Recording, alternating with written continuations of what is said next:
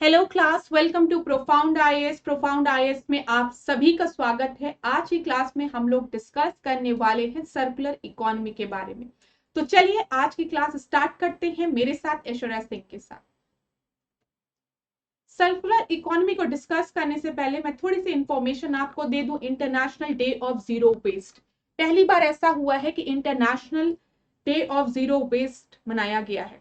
30 March को अब हर साल international day of zero waste मनाया जाएगा। और ये किसने बोला है? कि यूनाइटेड नेशन जनरल असेंबली ने। United Nation General Assembly adopted a resolution in 2022 to proclaim 30 March as a International Day of Zero Waste to be observed annually. मतलब हर साल अब 30 मार्च को कौन सा दिन मनाया जाएगा? International day of zero waste. ठीक है।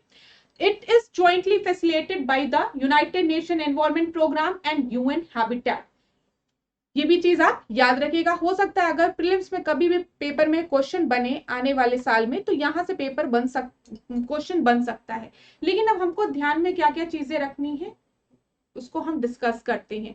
Theme of the day was achieving sustainable and environmentally sound practice of minimising and managing the waste. तो आप एक चीज देख रहे होंगे कि कहीं ना कहीं हमारा पूरा फोकस किस पे है? जीरो वेस्ट को क्रिएट करने पे। ठीक है। हम क्या कर रहे हैं? वेस्ट को मिनिमाइज और मैनेज करने की बात कह रहे हैं। इतनी चीजें क्लियर हो रही है आपको। ठीक है। लेकिन अब यहीं पे मैंने सर्कुलर इकोनॉमी की बात कह दी। अब आपके दिमाग में क्लिक कर रहा होगा, मैम ठीक है, वेस्ट को मिनिमाइज करने की बात हो रही है, मैनेज करने की बात हो रही है, जीरो वेस्ट प्रोडक्शन की बात हो रही है, कि सर्कुलर इकोनॉमी क्या है? तो सर्कुलर इकोनॉमी जो है वो आपका डायरेक्टली लिंक्ड है जीरो वेस्ट प्रोडक्शन से। तो चलिए अब हम इसको डिस्कस करते हैं। देखिए क्लास, हम इकोनॉमी को दो तरीके से आज क्लासिफाई करेंगे, एक लीनियर इकोनॉमी, एक सर्कुलर इकोनॉमी। हो सकता है पहली बार जब आप इस टर्म को सुन रहे हो तो आपको थोड़ा सा अजीब लग रहा हो, लेकिन जब मैं इसको एक्सप्लेन कर दूंगी तो चीजें क्लियर हो जाएगी।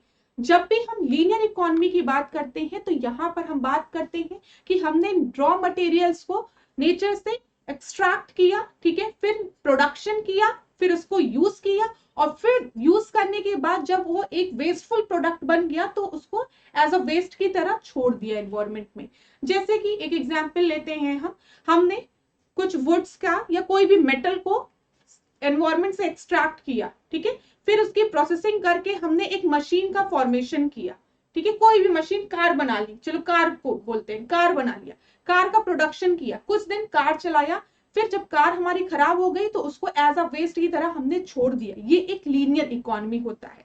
इस चार्ट से देखिए, यहाँ पर रॉ मटेरियल हमको मिलता है हमारे एनवायरमेंट से, हम उससे चीजों को प्रोड्यूस करते हैं, गुड्स को प्रोड्यूस करते हैं, उसके प्रोडक्शन के बाद हम उन गुड्स का यूज करते हैं, और जब वो अपने लाइफ साइकिल कंप्लीट कर लेते हैं, लाइफ टाइम कंप्लीट कर लेते हैं, तो हम उसको एज अ वेस्ट की तरह छोड़ देते हैं। तो ये लीनियर इकोनॉमी हुई।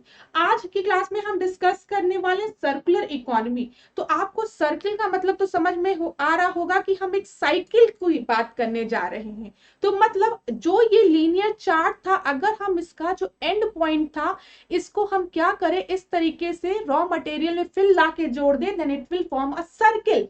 मतलब हम वेस्ट क्रिएट ही नहीं कर रहे हैं, हम जीरो वेस्ट क्रिएट करने जा रहे हैं।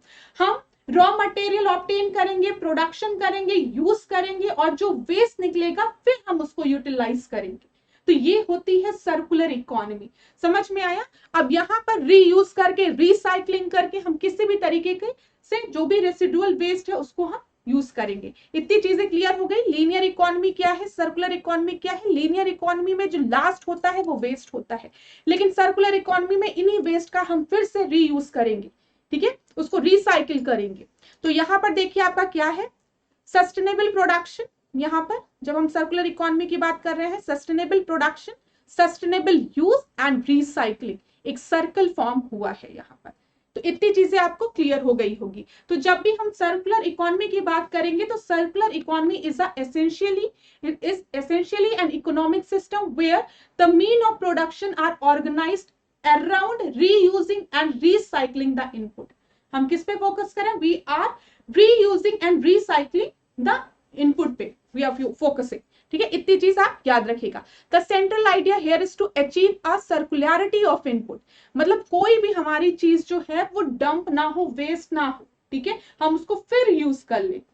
At the end of the product life, जब हम at the end of the product life कहते हैं, जैसे आपने मोबाइल फोन यूज लिया, खरीदा मार्केट में, आप मोबाइल यूज कर रहे हो, आपको लगता है 2 साल बाद ही खराब हो गया है, तो हम कहते हैं end of life, end of the product life. The material use to make it are kept in the economy and reuse wherever possible. तो हमने क्या किया, उस मोबाइल को फिर क्या किया, रिसाइकिल किया, रीयूज किया। उसमें से जो छोटे छोटे कंपोनेंट्स हैं, अगर हम उनको फिर रीयूज करके एक नए प्रोडक्ट जनरेट कर सकते हैं तो हम उस पर फोकस करेंगे। ठीक है, ये चीज याद रखिएगा। तो यहां पर भी कहीं ना कहीं हम रीयूज की बात करें, रिड्यूस की बात करें, रिसाइकिल की बात कर रहे हैं। ठीक है, तो सर्कुलर इकोनॉमी को अब आप लिंक कर पा रहे होंगे, अब आप इजिली इसको डिफाइन कर लेंगे। Now what is the need of circular economy? तो सबसे पहला नीड तो क्या है, हमको ये लीनियर इकोनॉमिक मॉडल को रिप्लेस करना है। क्यों? क्योंकि अभी आपने देखा लीनियर इकोनॉमिक मॉडल में कितना वेस्ट जनरेट होता है। ठीक है, हम क्या करते हैं, लास्ट में जो प्रोडक्ट हमारा यूज प्रोडक्ट होता है हम उसको फेंक देते हैं। तो इसी चीज को हमको रिप्लेस करना है। यहां पर देखिए डेटा दिया है, from 1970 to 2015 India witness a 6-fold increase in the annual material consumption.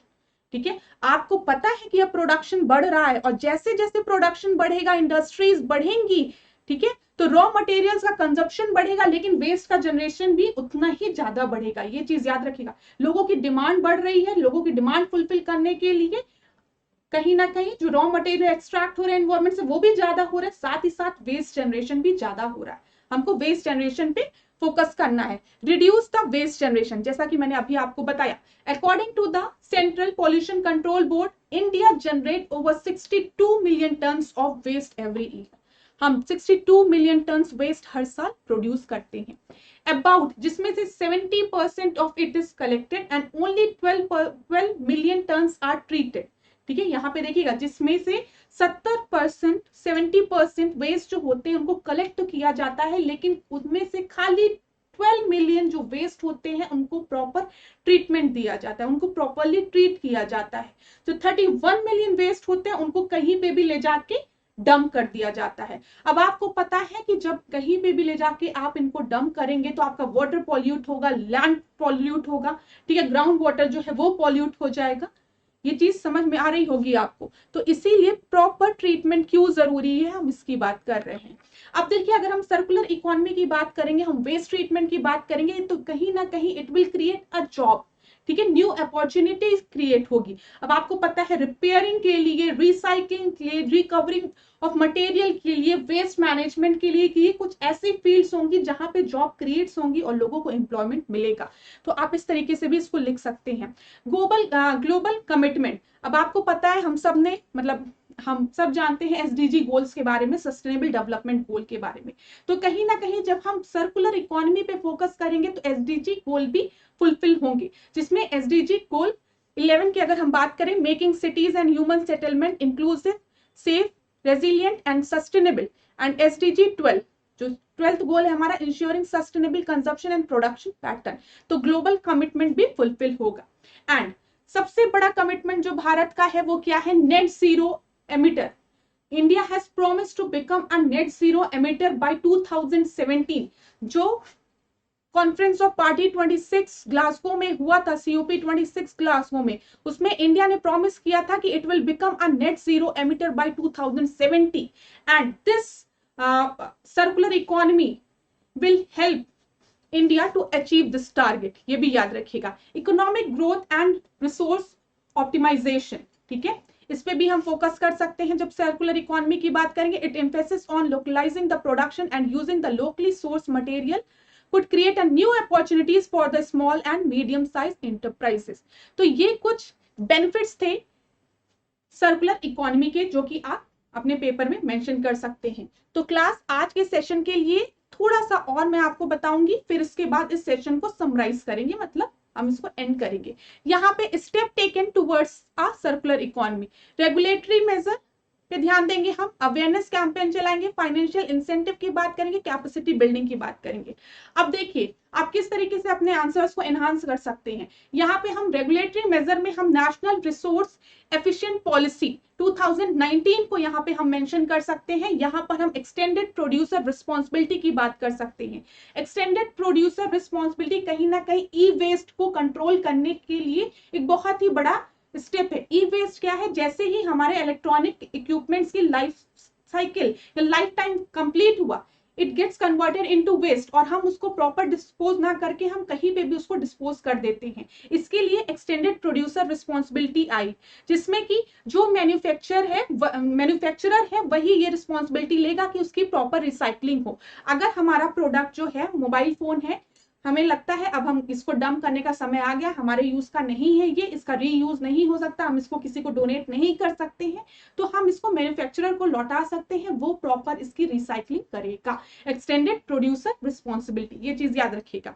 स्वच्छ भारत मिशन एक अवेयरनेस कैंपेन है जहां पे हम बार बार किस पे फोकस कर रहे हैं, स्वच्छता पे फोकस कर रहे हैं, ठीक है, ये भी याद रखिएगा। फाइनेंशियल इंसेंटिव जैसे tax benefit, subsidies, low interest to the recycling industries, ये सब क्या करेगा, जब हम low tax benefit subsidy provide करेंगे तो जो रिसाइकलिंग इंडस्ट्रीज हैं वो ज्यादा तेजी से ग्रो करेंगी, तो हमारे पास ज्यादा रिसोर्सेज रहेंगे या ज्यादा सेंटर्स रहेंगे जहां पर हम अपने जो वेस्ट है उनको रिसाइकलिंग के लिए भेज सकते हैं। तो इनको प्रमोट करने के लिए, रिसाइकलिंग इंडस्ट्रीज को प्रमोट करने के लिए फाइनेंशियल इंसेंटिव एक बहुत ही बड़ा रोल प्ले करेगी। कैपेसिटी बिल्डिंग में अटल इनोवेशन मिशन की बात की गई है, ठीक है।